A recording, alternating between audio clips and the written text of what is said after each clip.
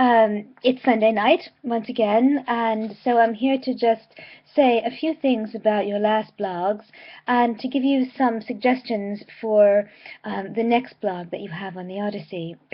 So first of all, as usual, your blog posts on books 9 through 12 were very engaging.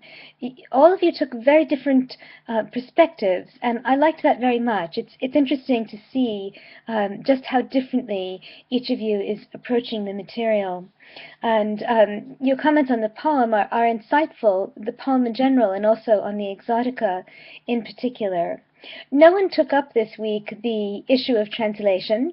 A few people wrote me about for clarifications of the assignment, and I was expecting maybe a few of you to delve into the different translations of passages in the Odyssey.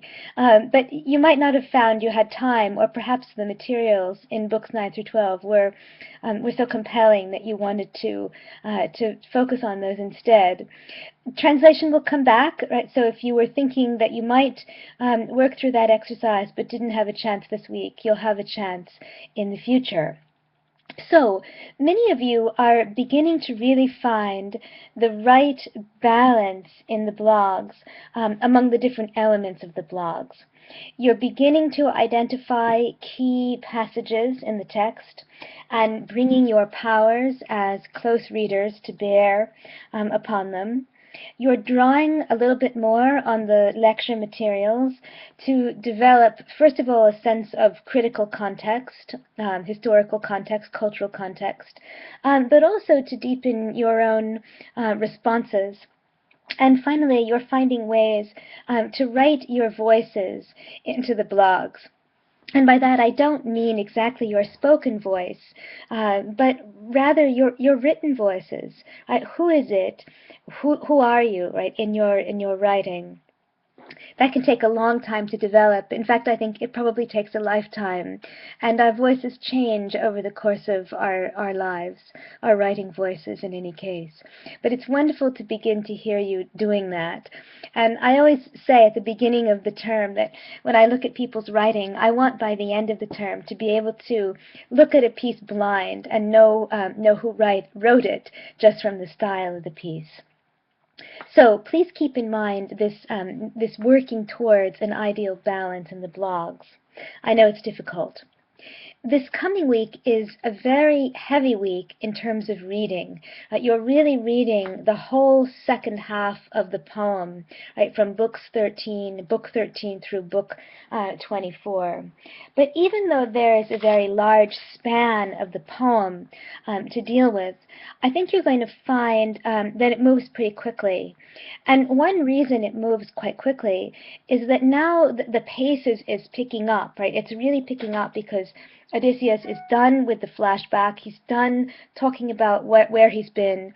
And now the focus is entirely on Odysseus' returning home and what happens when he does, in fact, reach the shores of Ithaca. And at this point, the poem becomes a series of recognition scenes. We've really moved into this part of the poem where Odysseus is getting home, and in order to be fully home, that means not only to reach geographically, right, the shore of Ithaca, but it also means to be recognized as the agathos, right, of that place when he reappears there. There are many, many recognition scenes.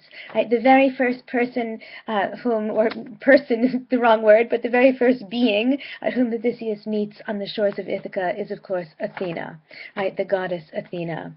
So there's that meeting. After that, he's going to meet with his son, Telemachus. After that, there's a very brief but very sad meeting with his dog, Argos, who has been waiting for him. He meets then Eurycleia, who had been his nurse when he was a baby and who knows something quite extraordinary about him. He then meets Eumaeus and Philotius, right, people who had been servants. And then he meets Penelope in one of the longest recognition scenes of the text. And then finally his father, Laertes. When you think about this series of recognitions, think very carefully about the order in which these recognitions happen. Right? Why is the order set up in the way that it is? And you can think both tactically, right, and also psychologically. Why does Odysseus meet these people, these various beings, right, at the moment that he does, for the most part?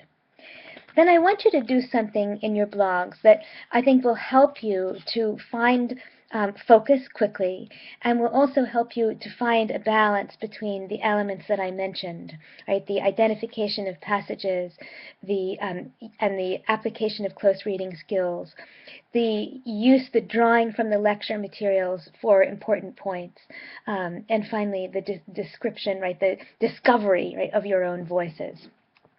So choose one of those scenes, one of the recognition scenes, with Athena, with Telemachus, with Argos, with Eurycleia, with Eumaeus and Philotius, with Penelope, or with Laertes. And once you have chosen the scene that you want to focus on, identify it, quote from it, and now begin your analysis.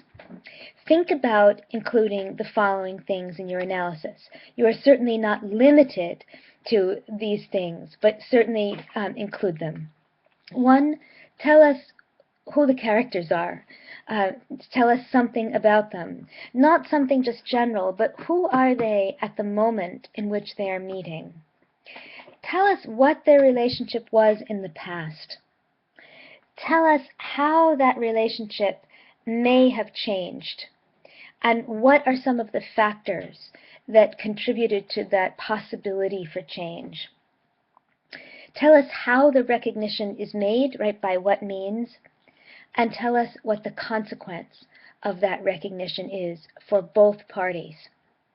I'll say those elements again because I think they're really going to help you compose very coherent, very cohesive, and detailed responses. 1, right, first of all, when you set this up, right, I want to know what book are you looking at, what part of the book are you looking at, quote the passage, parts of the passage if it's very, very long, but quote parts of the passage that are most essential to your analysis. Then tell me, who are the primary characters? Who are they at this moment in the poem? What was their relationship? In other words, who have they been, right, in the past? And who were they to each other in the past? How has that relationship changed? Or even if it hasn't changed, how might it have changed and why? How is the recognition made? And what are the consequences of the recognition for both parties? Each time you make a point, I point to lines in the passage that underscore the point that you're making. And if you do that, I think you're going to have some very, very focused, very, very beautiful blog posts. And of course, anything else you want to bring into those blog posts, please feel free to do so. After this week, we're really coming to the end of the Odyssey this week, but next week I've built in a little bit of time. First of all, to kind of finish up loose ends around this poem, which is quite a long poem, and also to start thinking about your final projects. So you might want to skip ahead a little bit on the syllabus or on our Moodle site and just see what's coming up for next week. But I think you have plenty to do for this week with the reading and your response. Of course, if you have any questions, feel free to contact me by email or by phone, whatever is most convenient for you. And of course, if you want a face-to-face meeting with me, that can also be arranged through Skype or FaceTime or possibly in some other way as well. So, enjoy the rest of the poem. I'm standing by for your questions, and I'm very much looking forward to your responses. Take good care until next week.